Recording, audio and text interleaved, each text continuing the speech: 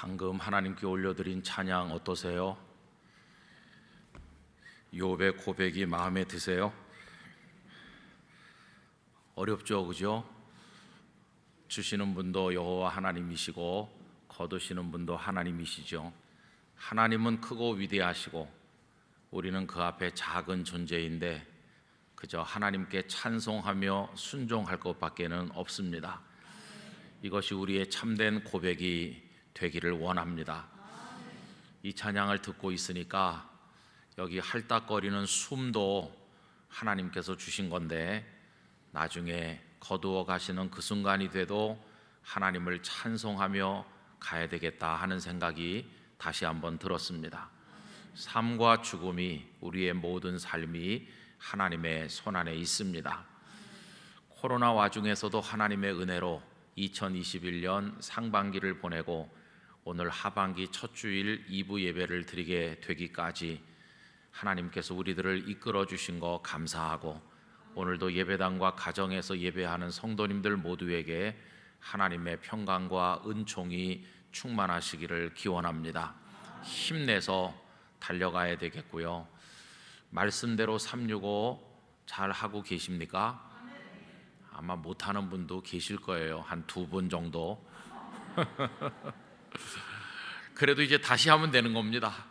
다시 또 열심히 말씀을 읽으면서 기도하면서 출발하시고 오늘부터 우리 또 교회 학교 다 시작이 되는데 여러분들의 기도가 특별히 필요하니까 많이 기도해 주시기 바랍니다.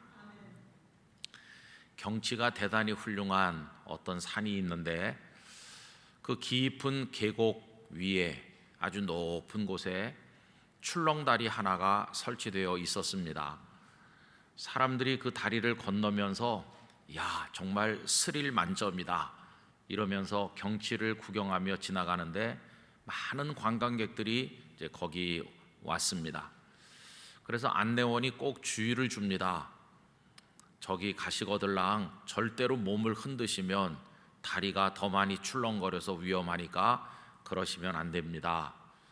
그리고 저 아래가 너무 깊기 때문에 밑을 내려다보시면 현기증이 나고 위험합니다. 추락하실 수도 있으니까 절대로 아래는 내려다보시지 않기를 부탁드립니다. 이렇게 이제 안내를 하고 끄트머리 한마디 덧붙이기를, 그런데 혹시라도 추락을 하시게 된다면 내려가시는 중에 그냥 내려가지 마시고 꼭 왼쪽을 보시기 바랍니다. 거기 추락하지 않는 사람은 못 보는 기가 막힌 경치가 있다고 합니다. 이렇게 이야기를 했다고 합니다. 어떤 책에서 읽은 얘기니까 거기가 어딘지 찾아갈 생각은 하지 마시기 바랍니다. 그런데 여러분, 인생을 살면서 안전하게 살고 어려운 일이 없이 살아야 되는데 가끔은 추락합니다. 그냥 비명을 지르면서 으악 그러면서 추락을 해요. 어떤 분은 무서운 병 때문에 사업을 실패하거나 자식을 키우다가 마음 아픈 일을 당하든지 뭐 이유는 안과 밖에서 여러 가지가 있는데 어쨌든 그 새카만 절벽 아래로 추락하는 경험을 할 때가 있더라는 것입니다. 여러분, 다윗은 수도 없이 추락을 경험했던 이죠.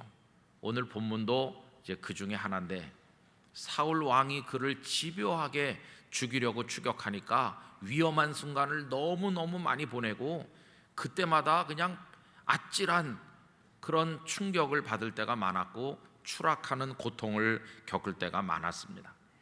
그땐 또 홀몸도 아니고요, 600여 명이나 되는 모여든 사람들과 같이 은신하고 피해야 되는데 이게 뭐 쉬운 일이 아니죠.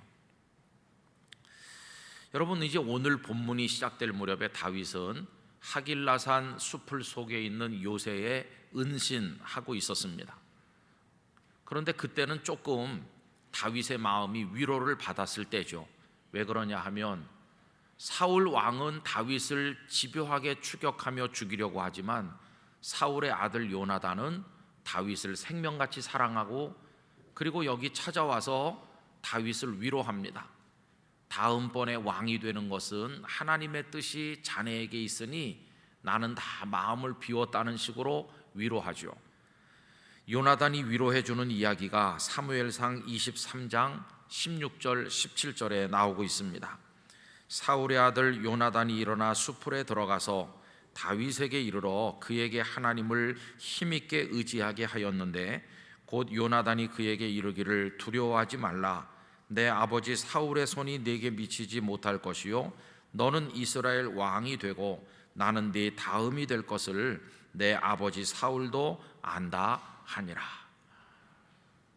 본인이 왕이 되어야 될 왕자의 신분에 있으면서도 하나님의 뜻이 다윗에게 있음을 안 요나단은 마음을 다 비우고 이 친구를 진심으로 위로해 주는 말씀을 전하였습니다. 그런데 여러분, 요나단이 와서 이렇게 위로를 해줬다고 해서 다윗이 그 수하들과 함께 하길라산 숲을 속에서 무슨 캠핑 온 사람처럼 낭만을 즐길 상황은 아니었습니다. 사울은 집요하게 추격하고 있기 때문이죠. 옛날이나 지금이나 권력에 아부하는 사람들이 있게 마련인데 사울은 살아있는 권력 아닙니까? 근데 시비라고 하는 동네의 주민들이 몰래 가서 사울에게 다윗의 정보를 제공했습니다. 다윗이 우리에게 와 있지 않습니까? 이렇게 그 이야기가 오늘 본문 19절과 20절입니다. 그때 10사람들이 기브아에 이르러 사울에게 나와 이르되 다윗이 우리와 함께 광야 남쪽 하길라산 숲을 요새에 숨지 아니하였나이까? 그러하온즉 왕은 내려오시기를 원하시는 대로 내려오소서. 그를 왕의 손에 넘길 것이 우리의 의문이다 하니. 그러니까 사울이 너무 기뻐했어요. 다윗이 어디 숨어 있는지 정보를 알려주기니까. 그래서 그들에게 축복을 하면서 그 녀석 다윗이 아주 교활하다던데 어디 숨었는지 가서 자세히 더 정확한 정보를 나한테 알려달라는 식으로 이야기를 합니다. 이제 그게 그 다음에 나와 있죠. 이 10사람들은 마치 먹잇감을 노리는 맹수의 눈빛을 가지고 다윗을 일거수일투족을 살피고 이제 그 정보를 사울에게 제공해 주는 그런 위험한 상황이 오게 되었습니다. 그런데 이런 상황에서 어떤 사람이 진행되는 그 모든 일들을 다윗에게 귀띔을 해줍니다. 그래서 다윗도 대책을 세우게 되었는데 그때 다윗은 마온 황무지에 있게 되었어요. 사울이 마온 황무지로 다윗을 찾아오게 되는데 많은 군사를 거느리고 이제 추격해 오는 겁니다. 마온 황무지는 수풀이 우거져서 거기 들어가서 가만히 있으면 찾아낼 수 없는 그런 곳이 아닙니다. 문자 그대로 황무지인데 그 지역을 사진을 찍은 어떤 분이 인터넷상에 올려서 제가 보니까 나무 한 포기가 제대로 없는 곳이에요. 그냥 완전히 민둥산 벌판이라고 생각하시면 돼요. 숨을 곳이라고는 없습니다. 그러니까 저쪽 등성이에 가 있으면 빤히 보여요. 얼마나 도망하기에 어려운 곳입니까? 사울의 군사가 이제 포위하면서 다윗을 추격하고 사울이 이쪽 산등성이에 오면 다윗은 저쪽 산등성이로 도망을 하는데 아주 급한 거죠. 이 다급한 상황이 26절에 나와 있습니다. 사울이 산 이쪽으로 가매 다윗과 그의 사람들은 산 저쪽으로 가며 다윗이 사울을 두려워하여 급히 피하려 하였으니, 여러분 여기 급히 피하려 했다는 건 아주 어려운 상황이었음을 보여주죠. 이는 사울과 그의 사람들이 다윗과 그의 사람들을 애워싸고 잡으려 함이었더라. 007 위기일발이 아니라 다윗 위기일발인데 사울의 손이 다윗의 목덜미를 막 잡아챌 것 같은 그런 위험한 지경에 지금 처하게 된 것이었어요. 여러분 얼마나 두려운 상황일까요? 죽이려는 자가 코앞에까지 와서 쫓아오는데 어떻게 하면 좋겠습니까? 이 마온이라는 말은 그냥 두 다리 쭉 뻗고 잠들 수 있는 평안한 주거지라는 뜻입니다. 근데 이때의 마온 황무지가 다윗에게 편안한 곳일까요? 막 등골이 오싹하고 막 정신이 없는 거죠. 그런 위험천만한 사망의 음침한 골짜기와 같은 곳으로 이 마온 황무지가 변하고 말았습니다. 이때 다윗은 추락하는 자와 다를 바가 하나도 없었습니다. 그런데 여러분, 오늘의 이야기는 어떻게 전개됩니까? 거기 정말 놀라운 이야기가 전개되고 있어요. 그렇게 막 다윗을 금방 잡을 것 같은 상황인데 전령이 급하게 사울에게 와서 소식을 전합니다. 오늘 말씀 27절입니다. 전령이 사울에게 와서 이르되 급히 오소서 블레셋 사람들이 땅을 침노하나이다. 사울의 입장에서 보면 참 기가 막혔을 것 같아요. 그렇게 오랫동안 다윗을 추격해서 이제 곧 금방 잡게 됐는데 블레셋 군대가 쳐들어왔다고 하니까 어떻게 하면 좋습니까? 다윗을 잡는 것도 자신에게는 너무도 중요한 일이지만 그래도 왕인데 적을 물리쳐서 나라를 지키는 게 급선무 아니겠어요? 그러니까 다윗을 거의 잡은 거나 마찬가지 상황이지만 아쉽고 또 아쉽지만 어쩔 수 없이 블레셋을 막기 위해서 사울은 떠날 수밖에 없었어요. 그래서 28절에 보면 이렇게 이어집니다. 이에 사울이 다윗 뒤쫓기를 그치고 돌아와 블레셋 사람들을 치러 갔으므로 그곳을 셀라하마 느곳이라 칭하니라. 여러분, 셀라하마 느곳은 분리시킨다, 분리하는 바위라는 뜻입니다. 어떠세요? 하나님께서 다윗을 보호하시는 방법이 절묘하지 않습니까? 막 잡으려고 하는 참인데 그 사이에 하나님이 들어오셔서 사울과 다윗을 뚝 떼놓는 걸 볼 수 있습니다. 이 말씀을 묵상하니까 그 비슷한 장면 하나가 제 머릿속에 떠올랐습니다. 출애굽한 이스라엘이 홍해를 마른 땅처럼 건너게 하셔서 지금 홍해 안으로 막 걸어 들어가고 있는데 애굽의 군대가 병거를 앞세우고 추격해서 바다 속으로 들어오잖아요. 그들은 병거를 타고 달려오니까 금방 잡힐 것 같아요. 거리가 점점 좁혀지는데 어떻게 이 둘 사이를 떼어놓습니까? 하나님의 구름 기둥이 이스라엘 사람들과 애국 군대 사이에 딱 가로막아서 이 둘을 분리시키는 것이, 이 이야기가 출애굽기 14장 19절 20절입니다. 이스라엘 진 앞에 가던 하나님의 사자가 그들의 뒤로 옮겨가매 구름 기둥도 앞에서 그 뒤로 옮겨 애굽 진과 이스라엘 진 사이에 이르러 서니 저쪽에는 구름과 흑암이 있고 이쪽에는 밤이 밝음으로 밤새도록 저쪽이 이쪽에 가까이 못하였더라. 저쪽이 이쪽에 가까이 못하도록, 사울이 다윗에게 가까이 하지 못하도록 그렇게 막으시고 분리시키신 하나님의 구원하시는 손길이 앞으로 살아가는 영락교회 성도들, 해하려고 하는 자, 악한 사탄, 어려움과 시련으로부터 여러분들을 막아주시고 지켜주시기를 바라는 것입니다. 우리를 그렇게 보호하시는 하나님의 놀라운 손길을 여기서 볼 수 있죠. 그래서 그 이후에 사울은 떠나가고 다윗은 엔게디 요새로 옮겼다고 기록되어 있습니다. 우리도 종종 인생 살면서 추락을 경험하는데 그럴 때마다 이런 의아한 생각이 들죠. 하나님 날 버리셨나? 이렇게. 내가 이렇게 고통을 받는 건 하나님께서 버리셨기 때문인가? 그런 좌절을 가질 때가 있어요. 그러나 성도 여러분, 기억하세요. 하나님께서 버리셨기 때문에 그런 게 아니라는 걸 우린 알아야 됩니다. 하나님께서 사랑하시는 자들에게도 추락하는 고통이 있을 때도 있습니다. 여기 다윗부터가 그렇잖아요. 하나님께서 버리신 게 아니고 사무엘을 보내서 그에게 기름을 부어 이스라엘의 왕이 될 사람으로 정하셨을 뿐만 아니라 그날부터 여호와 하나님의 성령께서 그에게 충만하게 감동했고 골리앗을 이기게 하셨고 가는 데마다 승리하게 하셨고 그와 함께 하시는데도 그가 이런 어려움을 겪지 않았습니까? 그러니까 버림받았기 때문에 추락하는 건 아니라는 걸 알아야 돼요. 우리가 추락할 때 하나님 날 버리셨구나 이렇게 생각하면 그거보다 더 큰 절망은 없거든.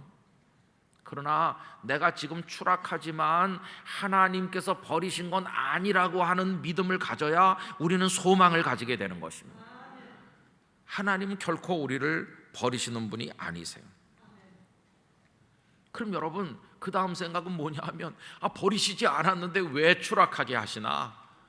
이게 이제 그 다음 생각이죠. 여러분, 사랑하시는데 왜 고난받게 하시나? 이 질문에 대해서 어리석은 우리들이 하나님의 100% 모든 마음을 다 알 수는 없어요.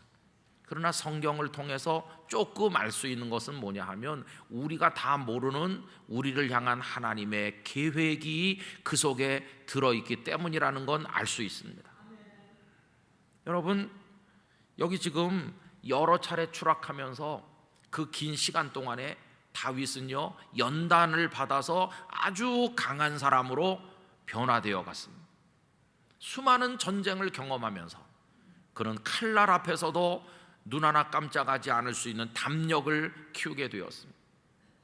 사울에게 쫓겨서 무수한 날밤을 동굴에서 들판에서 노숙하면서 부족한 가운데 굶주리며 지나는 그 고통을 겪었지만 그걸 통해서 이 다윗은 어디 갖다 놔도 절망하지 않고 견딜 수 있는 강인한 하나님의 사람으로 연단되어 갔습니다.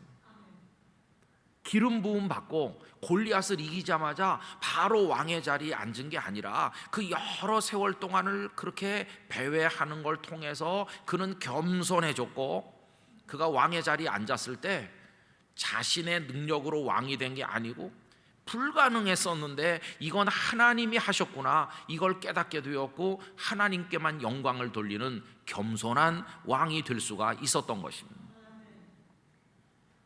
여러분, 이 기간이 없었다면 그런 거는 생기지 않았을 것이에요. 그런데 그런 이야기는 성경의 많은 우리 믿음의 선배들에게 공통적으로 나타나고 있습니다. 우리 너무나 잘 아는 요셉도 똑같죠.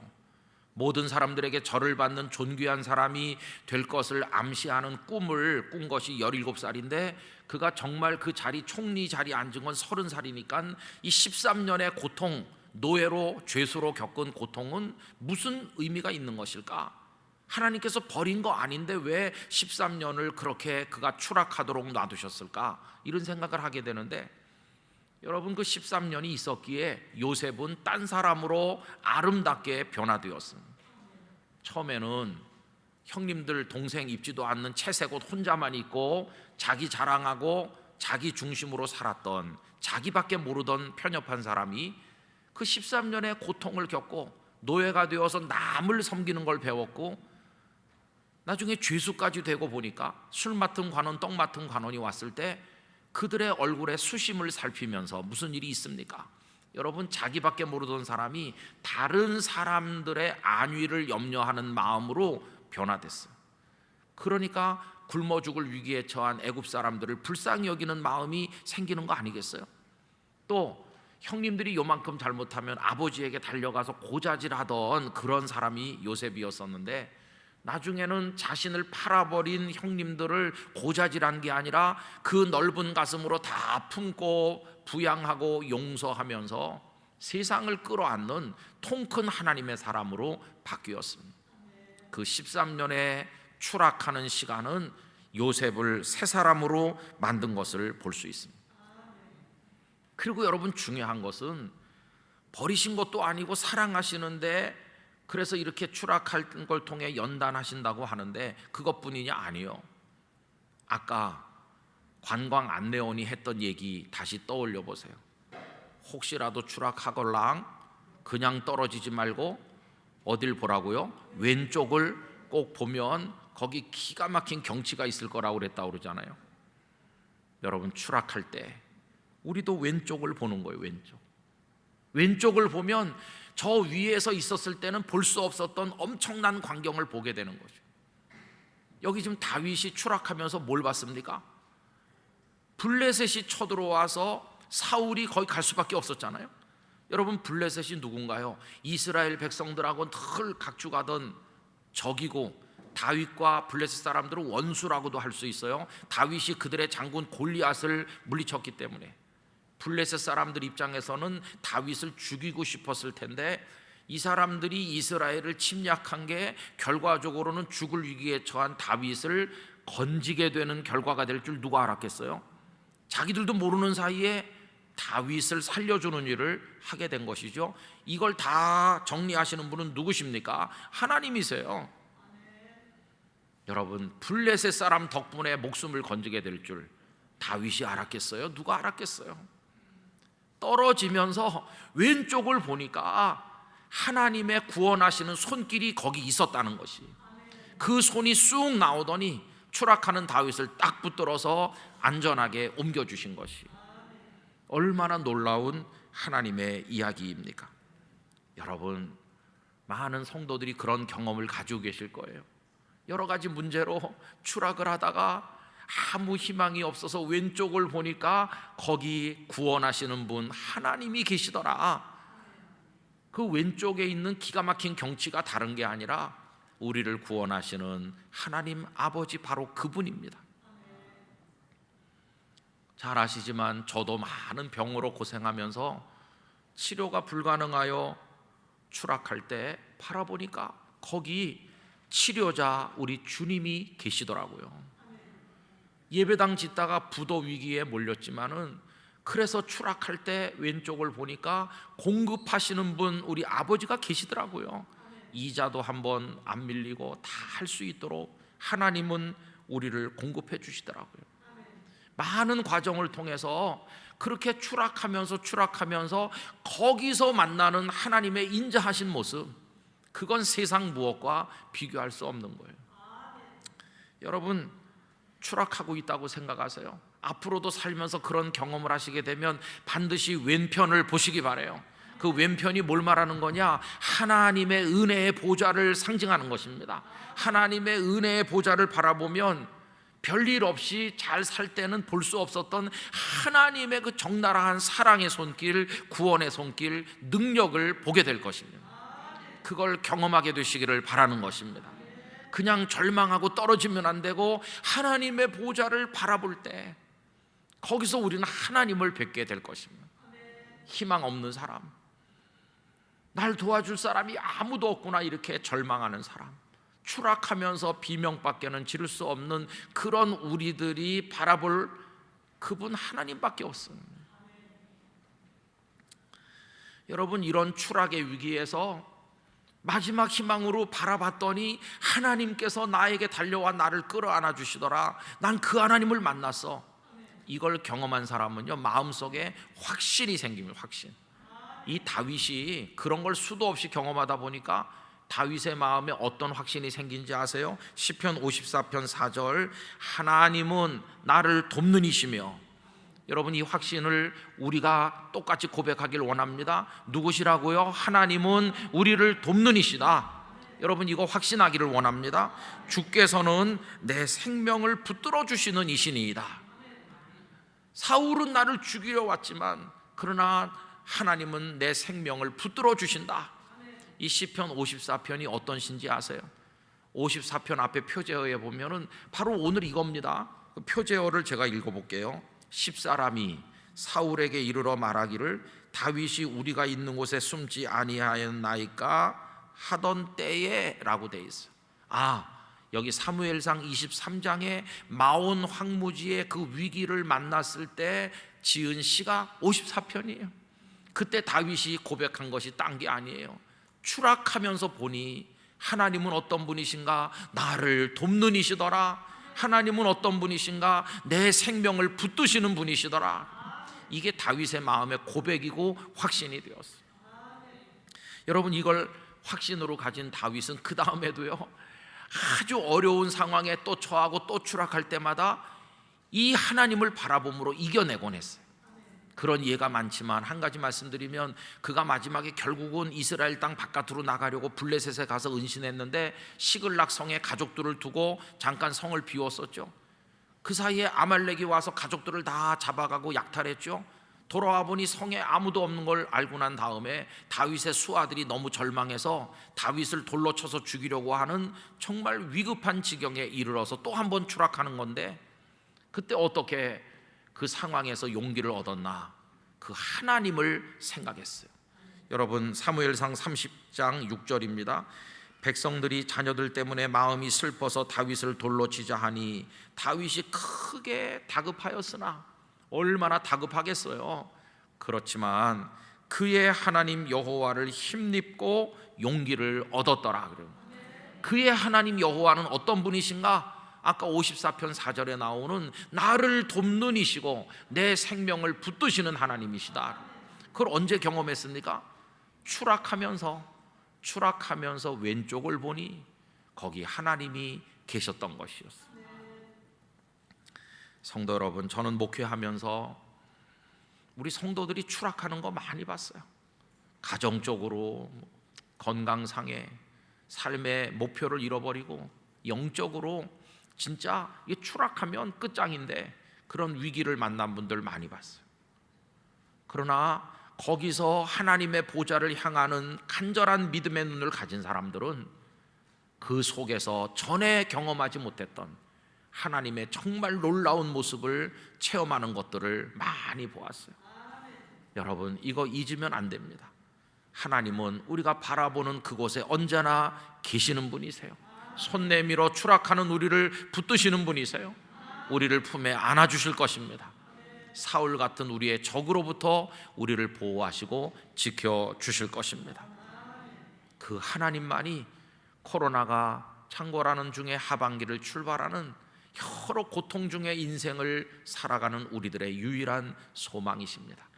그 하나님은 우리의 피난처가 되시니 그 하나님을 바라보면서 주어진 인생을 달려가시고 그 하나님의 아름다우심으로 인하여 승리하시기를 간절히 기원합니다. 기도하겠습니다. 때때로 추락하고 또 추락하는 저희들임을 아십니다. 절망하여 부르짖지만 그러나 소망 중에 고개를 돌리면 거기 은혜의 하나님이 서 계심을 압니다. 하나님은 나를 돕는 이시며 내 생명을 붙드시는 이니이다. 이 다윗의 고백을 저희도 가지고 하나님을 향하게 하시고 주여 우리 성도들을 붙들어 주시옵소서. 예수님의 이름으로 기도하옵나이다. 아멘.